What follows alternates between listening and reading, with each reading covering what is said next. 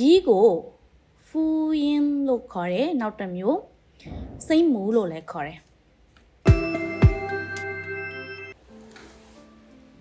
알롱매 밍글라바신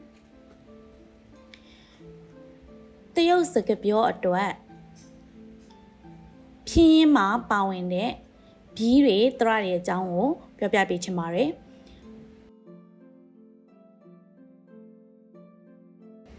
비고 후인로 거래 나오다며 생무로 래 거래 비의အခေါ်အဝေါ်လေးတွေကိုနားထောင်ကြရအောင်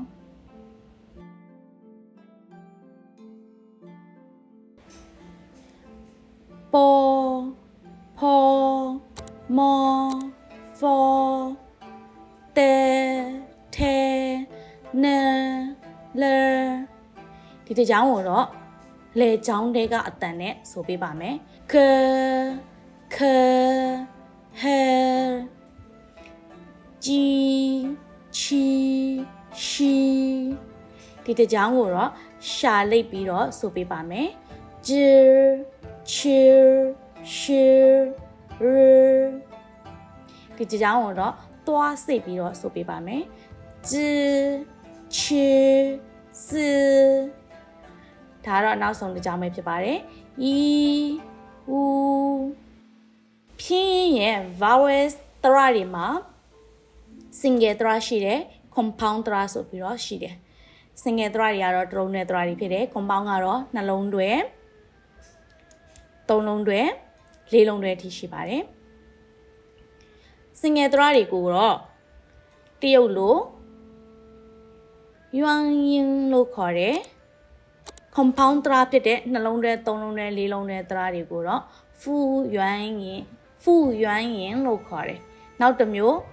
ဒီတလုံးတွဲတရတွေကိုရွင့်မှုလို့ခေါ်ပြီးတော့ဒီ compound တရတွေကိုတော့ဖုရွင့်မှုလို့လည်းခေါ်တယ်အဲ့တရ6လုံးကိုဆိုပြပေးပါမယ်အာအောအဲအီဦးယွီဒါကတော့နှလုံးတွဲတရ18လုံးဖြစ်ပါတယ်သူက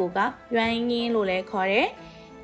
ရွင့်မှုလို့လည်းခေါ်တယ်12လုံးနှလုံးတွဲတရ18လုံးကိုပြောပြပေးပါမယ်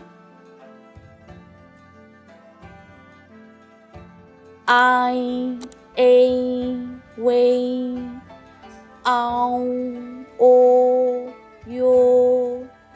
ယေရွေအဲအန်အင်းရင်ဒီမှာနားငယ်လေးတွေကိုဘာလို့ထည့်တာပေးလဲဆိုတော့အန်နဲ့အဆုံးသတ်တဲ့အတွက်လို့ဆိုပြီးတဲ့အခါမှာနာအတန်လေးနဲ့ဆုံးအောင်ပေါ့နော်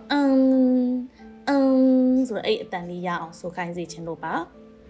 win yun ya wa wo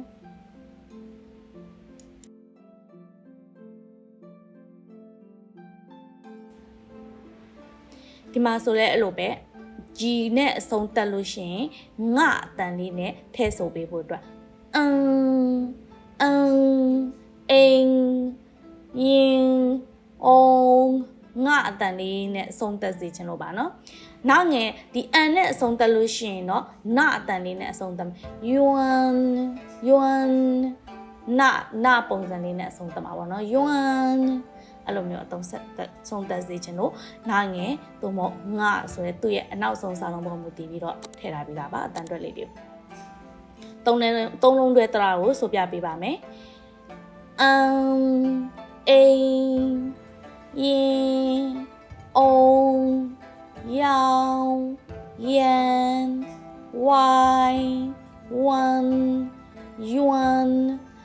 ခုတော့နောက်ဆုံးလေးလုံးတွဲတရာလေးလုံးတွဲတရာကိုဖူယန်ရင်လို့ခေါ်တယ်နောက်တစ်မျိုးဖူယန်မူလို့လည်းခေါ်တယ်ယန်ယုံဝမ်ဝေးဆိုရင်ဖြင်းရင်ရဲ့ဘီတရာတွေအကြောင်းကိုပြောပြလို့ပြီးပါပြီအားလုံးကိုကျေးဇူးတင်ပါတယ်ရှင်